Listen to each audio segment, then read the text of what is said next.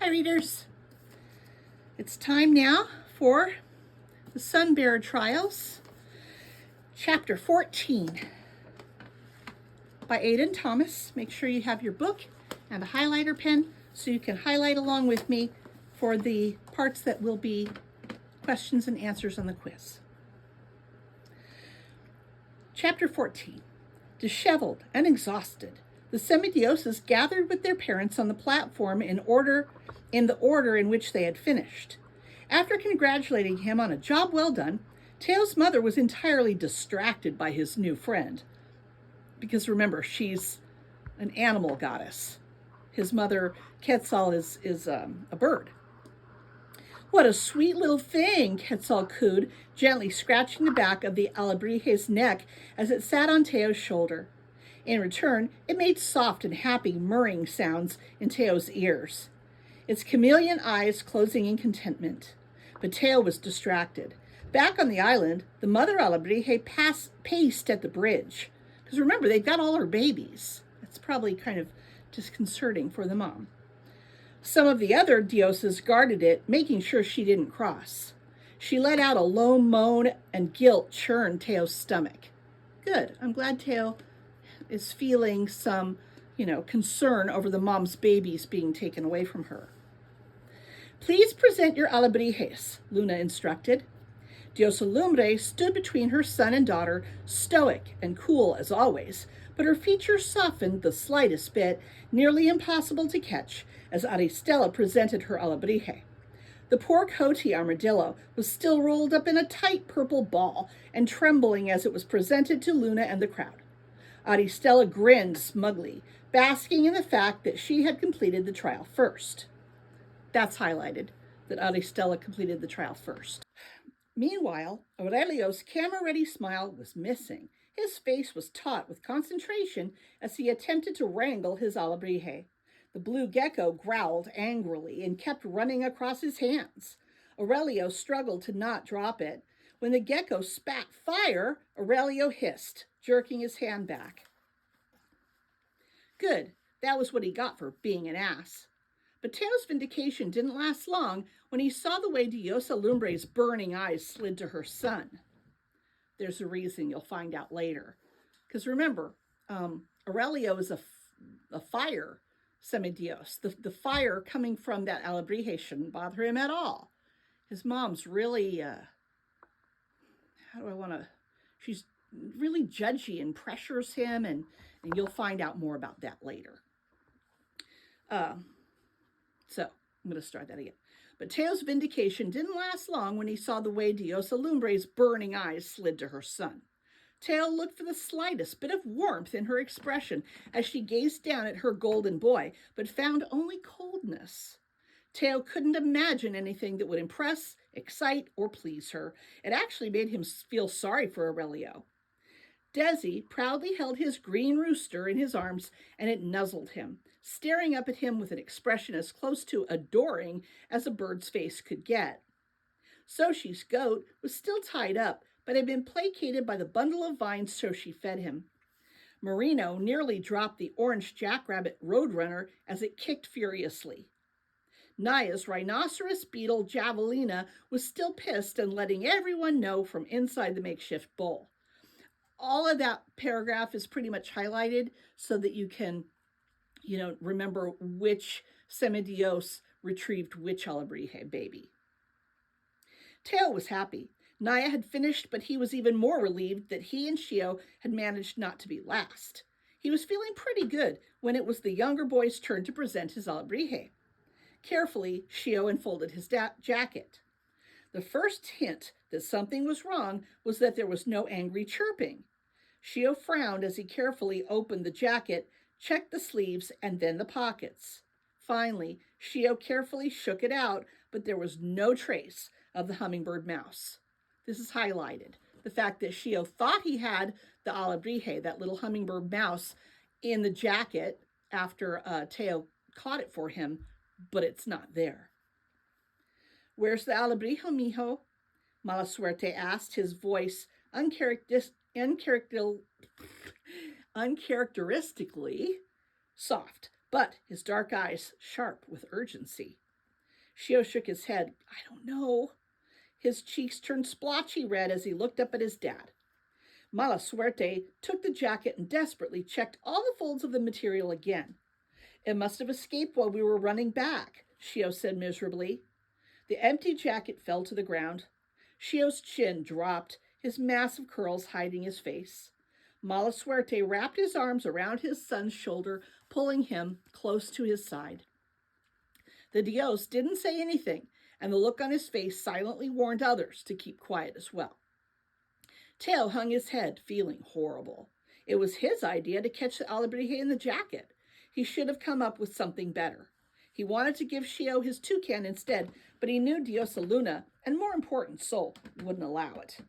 Because of him, Shio was bound to get a low rank. Teo, Quetzal said, gently giving his arm a squeeze. Everyone was watching and waiting for him. Swallowing the lump in his throat, he carefully scooped the baby toucanet in his hand and held it out for Luna to see. It purred and affectionately nipped at his thumb with its large beak. Luna nodded and moved down the line. Teo kept his head down, shoulders hunched up to his ears. While Ocello had caught an alebrije they hadn't gotten back in time, Otzi, looking haggard and worse for wear, was entirely empty-handed. Luna took a moment to reflect before she announced, Sol has determined the rankings. She gestured toward the stone slate. The gold and jade glyphs took an unbearably slow moment to rearrange themselves. Teo held his breath. Naya screamed and punched the air before grabbing her dad and lifting him off his feet. His arms pinwheeled as she hopped up and down, squeezing him tight. Teo was thrilled for her and wanted to celebrate, but he was distracted trying to make sense of the rankings as hushed whispers broke out among the spectators in the stands. Aristella was seething. Even though Naya had finished way later, she'd somehow been ranked first. Marino had also jumped up in the rankings right under Aurelio. Perhaps the wildest of all was that Teo had come in 5th. What the fuck? Teo said under his breath, and his mom gave him a tight hug. Even Shio had gone up, not by much, but at least neither of them was in last. He turned to Shio, who looked just as stunned as he felt. What the fuck? Shio shook his head like he couldn't believe it either. He glanced around, trying to gauge the others' reactions. Surprisingly, Aurelio didn't look upset. Instead, it was like he was studying the rankings, trying to figure out the puzzle that everyone was so confused by. Aristella's anger was snuffed out by Ocello's barely contained rage. They were breathing so loud that Teo thought they were going to completely lose their shit, but apparently Ocello had learned their lesson from last time. Or maybe Diosa Guerrero was talking Ocello down, speaking quietly in their ear. Sensing the confusion, Luna addressed the group. Now is a good time to remind you all that the rankings aren't determined simply by the order in which you complete the trials, she said, with a calm smile, as Verdad and Chisme led a very happy Naya over to the reporters. They update based on Sol's evaluation of how you perform throughout the competition. Relief, joy, and frustration all warred inside Teo. How was he supposed to game the system if there weren't any clear-cut rules? You may release your alebrijes, Diosa Luna instructed. The colorful animals scampered back across the bridge to their mother.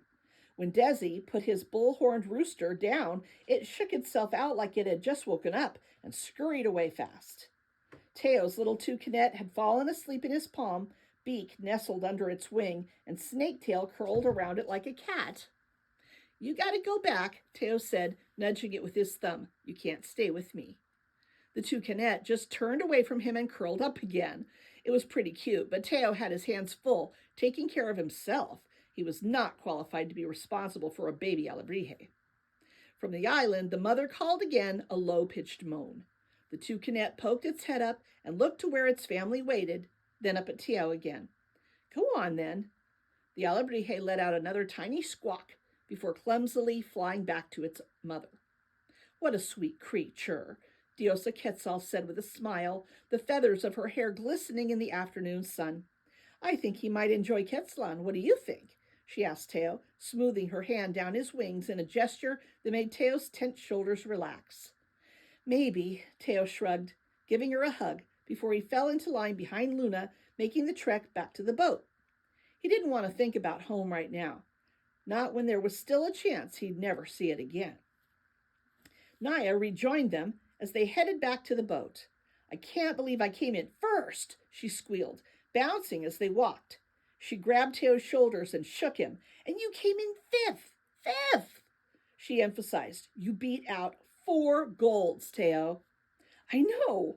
Teo laughed and shook his head. It was true. He didn't know how, but he had. Suddenly, their plan to beat all the other golds didn't seem so far-fetched. Holy shit, we might actually be able to pull this off. Shio, however, was dead silent, refusing to look up from his feet as they walked. Hey, it'll be okay, Teo said, giving his shoulder a squeeze. Yeah, that was just one bit of bad luck, Naya added. We've still got 3 more trials to get through, Teo told him. There's plenty of time for you to get higher in the ranks. Yeah, Shio mumbled, his eyes hidden behind his dark curls. I guess. Teo and Naya exchanged worried looks. It was true. They did have time, but not much. It was almost like the universe was hell-bent on Shio messing up. They had prevented him from being last so far, but how long would the 3 of them be enough to keep that up? I think we all need a good meal, Teo said. And a shower, Naya added. I definitely reek. We could, hey, rejects. All 3 stopped and turned to see Aurelio quickly coming behind them, chin lifted and fists at her sides. Naya groaned. What do you want? Teo snapped, moving to put himself between Shio and Aurelio's scorching glare. He was not in the mood to deal with her on top of everything else. Don't you have some baby animals to torment or something? Let me give you some advice for surviving the trials, she said, coming to a stop before them. Aurelio's eyes burned into Teo's. First, watch the way you talk to me. Teo scoffed, but she continued without pause. And second, stay out of me and Aurelio's way. How is that going to help me survive the trials? Teo shot back. Aurelio took a step closer. It took everything in Teo not to instinctively step back. When she spoke again, her voice was low, deadly, and even. Fuck around and find out, bird boy. With that, she pushed her way between Teo and Naya and strode confidently to where Aurelio was waiting for her at the exit from the arena.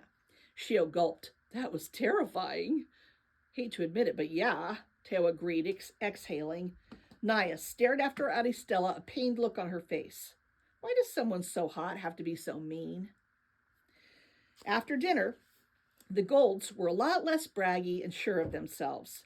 Instead, they spoke quietly to one another, any joke met with a half-hearted smile. The reality of the situation, that this wasn't all fun and games, finally seemed to be setting in. 2 of their own were currently in the bottom ranks, and while Teo enjoyed seeing them sweat, it was still too close for comfort. Shio was silent the rest of the night, head down, and only responding in hums and single-syllable words. Teo and Naya tried talking him into hanging out and gorging on candy, but Shio said he wanted to be alone and went to bed early. Naya wanted to force Shio to spend time with them, but Teo held her back. The least he could do was to make sure Shio had his space.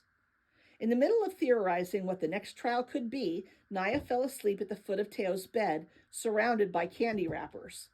Sleep didn't come to Teo so readily. He was exhausted, but restless. Instead of disturbing Naya, Teo changed into his gym clothes and left her gently snoring in his room. He needed something to distract himself, so he figured the training room would fit the bill. As luck would have it, someone else had the same idea. When he pushed through the door, Teo came to an abrupt halt. Who do you think's in there? I think we can guess. Aurelio was already there, lying on a bench and pressing weights that were probably 5 times heavier than Teo. He let the door shut with a loud clatter behind him. Aurelio set the bar on the rack and glanced up, catching Teo's reflection in the mirror. He dropped his hands and straddled the bench, looking at Teo expectantly as sweat dripped down the side of his face. Teo pointedly turned away and marched toward. Crap, what was he going to do? What did he even know how to do? A black boxing bag hung in the corner of the room. Boxing didn't sound that hard, and it seemed unlikely to result in self-injury. Teo closed his hands into fists and started punching the bag like he'd seen people on TV do. He threw a punch, checking to see how much the bag moved. It hardly budged. It didn't help that Aurelio was staring at him the whole time. He shot Aurelio a glare from over his shoulder. What? He demanded, bracing himself for hostility. He was not in the mood to be made fun of. Teo threw another few punches that barely nudged the bag. You're doing it wrong. Aurelio stood and with one hand pulled the bottom hem of his shirt upward to wipe his brow. The gesture was quick, but it was enough to expose almost all of Aurelio's torso, the peaks and valleys of muscle beneath warm brown skin. When Aurelio's hand fell from his face, Teo made sure he was looking away. Teo scowled. What the fuck? Aurelio looked like an ad for a high-end sportswear company. That's not how you use a heavy bag, Aurelio repeated. He spoke calmly and evenly, leveling Teo a vaguely annoyed look. It's a bag full of sand, and you punch it, Teo said, pulling back his right arm. I think I can manage. You're supposed to wear gloves or wrap your hands, Aurelio explained like he was giving a lesson, but Teo wasn't interested. He rolled his eyes and threw his right fist into the bag as hard as he could. Pain exploded down his thumb. Son of a... And never tucking your thumb, Aurelio added. Teo hissed between his teeth and shook out his throbbing hand. Aurelio sighed and crossed the room. I need to tell you, you think you're so great, huh? Teo spun to face Aurelio, stopping him dead in his tracks. Golden boy Aurelio, son of Diosa Lumbre, he said, feigning awe as he wiggled his fingers. Aurelio's posture went rigid, eyebrows bunching. Aurelio was way closer than Teo had expected. He took a moment to recalibrate in the face of all that skin, sweaty and right there and smelling faintly of campfire smoke and cinnamon. Teo shook his head to clear it and puffed up his chest, refusing to let himself feel small. I bet I could take you one-on-one. Aurelio exhaled a short snort, like he couldn't tell if Teo was being serious or not. Come on, Teo coaxed, raising his fists in what he hoped looked like a boxing stance. He bounced around and back and forth on the balls of his feet. I may not be a gold, but I am scrappy. Aurelio gave him a withering look. You'd rather fight me than let me help you? Yep, Teo confirmed, popping the P. Was he stronger than Aurelio? No. Was he a good fighter? Also no. But was he still going to irritate Aurelio into a fight anyway? Absolutely. Teo flashed a sarcastic smile. I bet you'd love to get your hands on me. Aurelio only hummed in response. Let's go, golden boy. Teo didn't get to finish his sentence. In a flash, Aurelio swept his legs out from under him, the same move Teo had tried to pull on him during the second trial. Teo landed hard on his back, knocking the wind out of him. His wings did very little to cushion the blow and ached under the force of his weight. Teo let out a groan as he struggled to get back on his feet. That looked like it hurt, Aurelio said, extending his hand to help Teo up. That's because it did hurt, Teo shot back, knocking Aurelio's hand out of the way as he scrambled to stand up on his own. Do you ever take those stupid things off? Teo said, motioning to the gold bands locked around Aurelio's forearms. Aurelio stood straighter. No. Teo winced as he reached back to rub his very sore wings. That committed to the aesthetic, huh? A strangled yelp shot out of Teo's throat as he was knocked down again. Aurelio had dropped onto one knee, the material of Teo's shirt bunched in his fists as he pinned Teo's shoulders to the ground. Teo grappled for the armbands. The gold was cool against his fingers, but heat radiated from Aurelio's skin. Teo's chest heaved up and down, breath audible. Aurelio wasn't even winded. His russet brown eyes stared down at Teo, a hint of a smile hidden behind them. Teo pressed his lips together, his pulse thudding in his neck. Just as quickly as he'd knocked Teo down, Aurelio got back on his feet. You're not very good at this, he said, frowning down at Teo where he lay, spread out on the mat. I'm just warming up. Teo scrambled back to his feet. luring you into a false sense of security. Aurelio sighed. Do you have to make everything into a competition? Teo let out a sharp laugh. Look who's talking. I can't tell if this is your strange way of trying to be helpful or if you're just a douche. The haircut doesn't help, he added. Aurelio jerked back like Teo had struck him. This is the traditional warrior knot the heroes of Diosa Lumbre have worn for centuries. It's literally a man bun, my guy. Teo had never seen Aurelio look so disgruntled. It was incredibly gratifying. Did I hit a soft spot? Are you mad? Teo tipped his head to the side and stuck out his bottom lip out. You look mad. Aurelio huffed. Shut up. Teo grinned. Make me. In a flash, Teo was thrown backward off his feet once again, but this time when he hit the floor, he let out a pained cry. Ah! Poor, unsuspecting Aurelio rushed forward, reaching down to help him up. Are you? Teo grabbed Aurelio's arm as he bent down, using the momentum to tug him off balance. Using all his strength, he flipped Aurelio over and pinned him onto his back. Aurelio sucked in a breath, surprise etched into his features. Teo smirked triumphantly down at him. Told you I was scrappy. Aurelio swallowed hard before asking, scrappy enough to get through the trials? For a second, he'd been able to pretend that they were kids again, that they were still friends, that Aurelio wasn't basically a stranger to him now. Teo's heart sank. He pushed away from Aurelio and got back on his feet. You Golds are really obsessed with becoming Sunbearer, huh? He said gruffly, stretching out his wings before folding them against his back again. He frowned at Aurelio as the other boy got slowly back up to his feet. I mean, seems pretty stupid to me. Blindly following orders, putting yourself in danger just because your mom told you to. Aurelio's expression shuddered. It was a subtle shift in his posture, one that Teo couldn't name if he had to, but Aurelio was back to performing. Soul chose us for a reason, he said. I would gladly give my own life to maintain peace and prosperity in Reino del Sol. Really? That's funny, Teo challenged, taking a step forward. He heard the venom in his own voice. That's not how I remember the last Sunbearer ceremony. The muscles in Aurelio's shoulders tightened. Teo clenched his hands into fists at his sides. I still remember how scared you were. When they were 7, Teo and Aurelio had watched the Sunbearer trials together. Waymack had volunteered to look after them, which mostly meant managing Teo's mischief.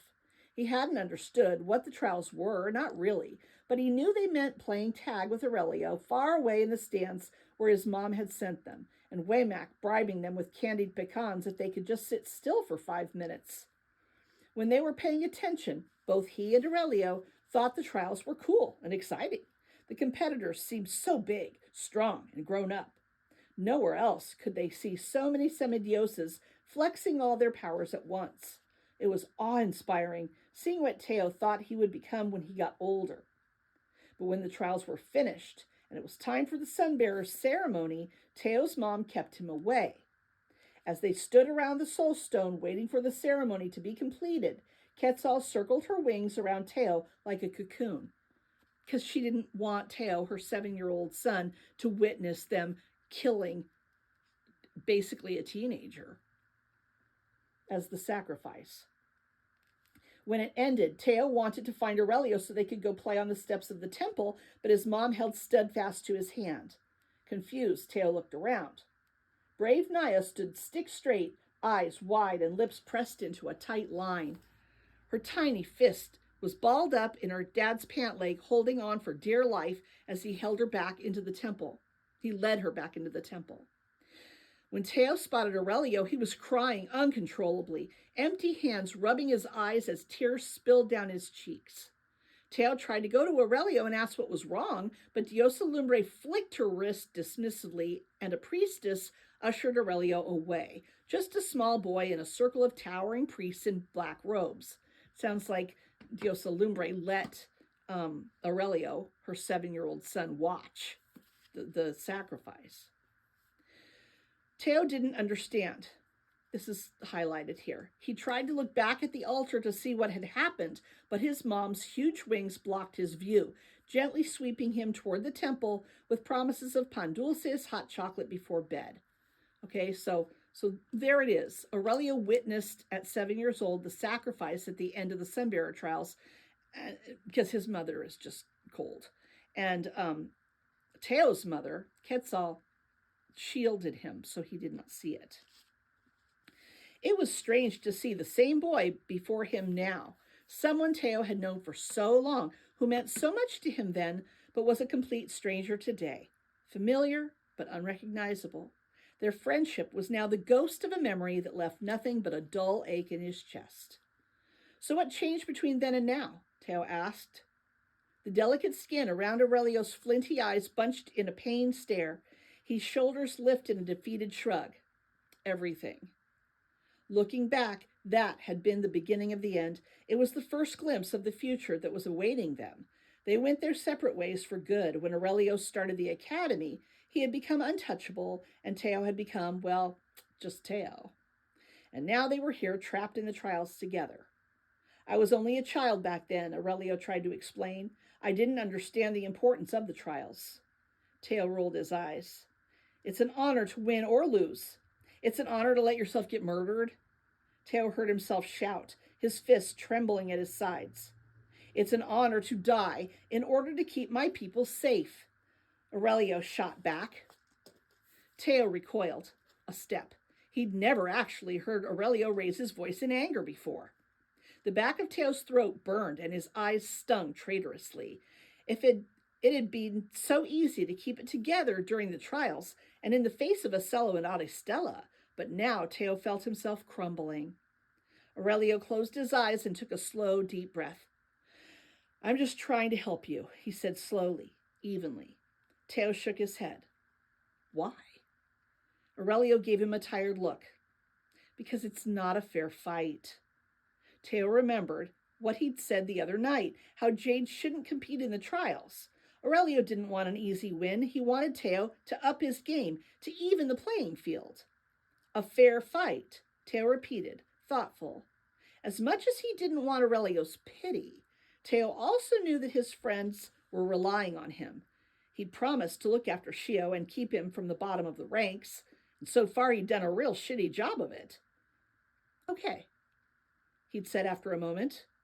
Okay, Aurelio said, like he thought it was another one of Teo's pranks. Okay, he repeated, lifting his chin. Just don't cry when suddenly I'm kicking your ass in the trials. A surprised laugh jumped in Aurelio's chest, a small, relieved sound. Come on, he said, waving him back toward the heavy bag. I'll show you how to throw a punch without breaking your thumb. Oh, he's got jokes now, Teo grinned, falling into step next to Aurelio. Here I thought they made you hand over your personality when you started at the academy. Aurelio rolled his eyes, but the hint of a smile tugged at the corner of his lips. Don't make me embarrass you again. All right, that's the end of chapter 14. Chapter 15 coming next. In the meantime, keep reading. You read the books, now ready, get set at BOBQB.net. You read the books, now ready, get set at BOBQC.net.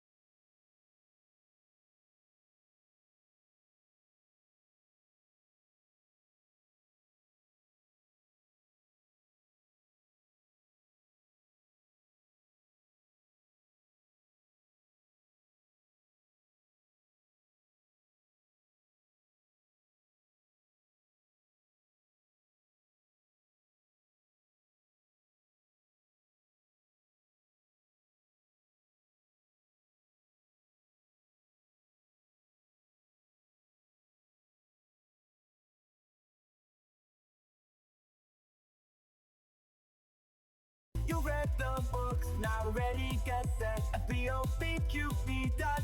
You read the books, now ready, get set. BOBQC.net.